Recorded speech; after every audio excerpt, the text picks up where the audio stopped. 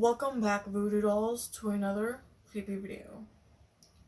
Tonight, on Killer Case, I'm going to discuss a serial killer so infamous that he has been the inspiration for quite a few horror movie villains. The most notable of which being Buffalo Bill from Silence of the Lambs and Leatherface from Texas Chainsaw Massacre. So tonight I'm going to discuss the infamous Ed Gein, his backstory, his crimes, and his arrest.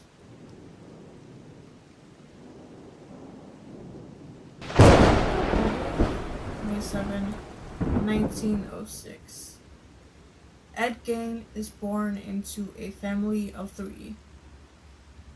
His religiously devout mother, Augusta Wilhelm Gein, his alcoholic father, George Philip, and his older brother, Henry Gein. Like plenty of other serial killers, Ed Gein had a rough childhood, to say the least. His mother was verbally abusive and extremely strict. She encouraged isolation in order to dissuade any outside opinions affecting her sons.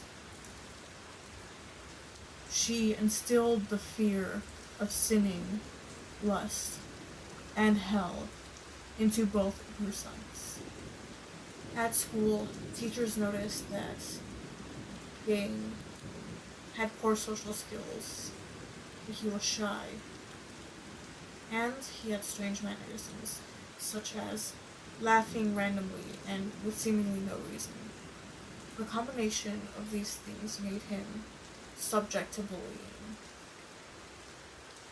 The Gein family lived out in a farmhouse away from the town that Edward went to school in, thus making him even further isolated from the rest of society.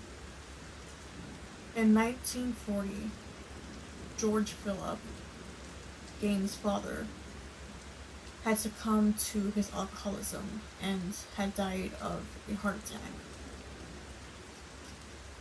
Ed became very attached to his mother, and it is this attachment that had caused Edward's older brother, Henry, to become concerned for him.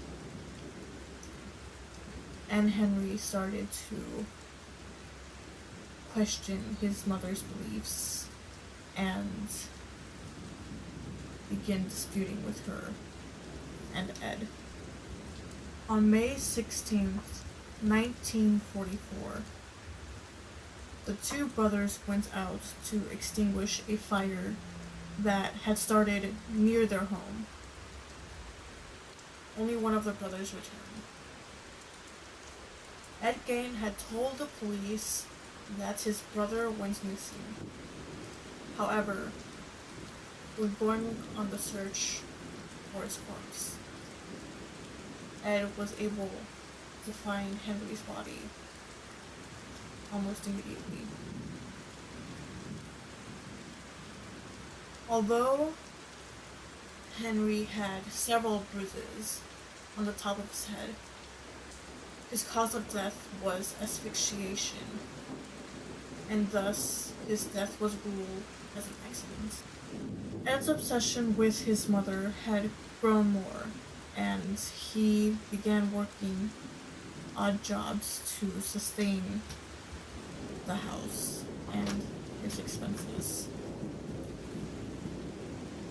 As Edward cared for his mother, he refused to date other women, and people noted that he was rather strange. In 1945, Augusta Wilhelm Gein suffered from several seizures before passing away.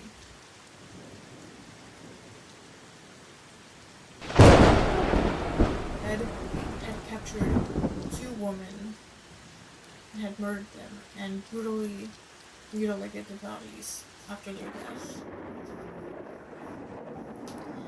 He had also exhumed several graves and took the bodies home to skin them. And he tanned the skin and turned it into what he called a woman's suit. And he also made several other furniture pieces with the skin of recently deceased women who he thought looked similar to his mother. At times, he would also keep some of the other body parts of the woman whose bodies he had exhumed as a trophy of sorts.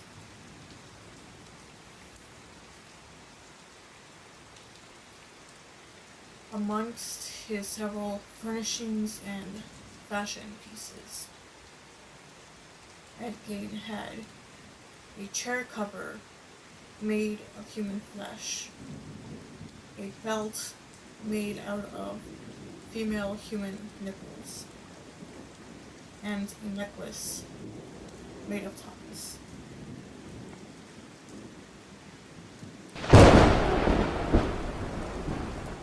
In November 1957, Bernice Worden went missing. Ed Gein, already being an outcast and being the last person to see her alive, was a main suspect. When the officers went to his property to investigate, they were horrified as the very first thing they saw was Bernice's body hanging upside down without her head and her organs missing. To their horrors, they also found several body parts along with vulvas inside of a shoebox and skulls used as furniture pieces and bowls. They had also found several organs and body parts inside of Ed Gein's fridge. County Sheriff Art Schley banged Ed's head against the wall several times while questioning him, thus making his initial confession invalid. Due to his injuries, Ed was deemed medically inept to testify in court, and thus his hearing was delayed. In 1968, Art Schley passed away before Gein's hearing. It is suspected that the trauma of seeing all that he saw inside of Gein's property had gotten to him. Judge Robert H. Wilmore found Ed Gein not guilty by insanity and sentenced him to live the rest of his life out in mental institutions and prisons. Ed Gein. In 1984, Ed Gein died of lung cancer inside of a mental institution. After his death, several people visited his grave and took chips and pieces of his gravestone to keep as a sort of souvenir until someone just stole the entire gravestone. And with that, stay spooky, and I'll see you all in the next video.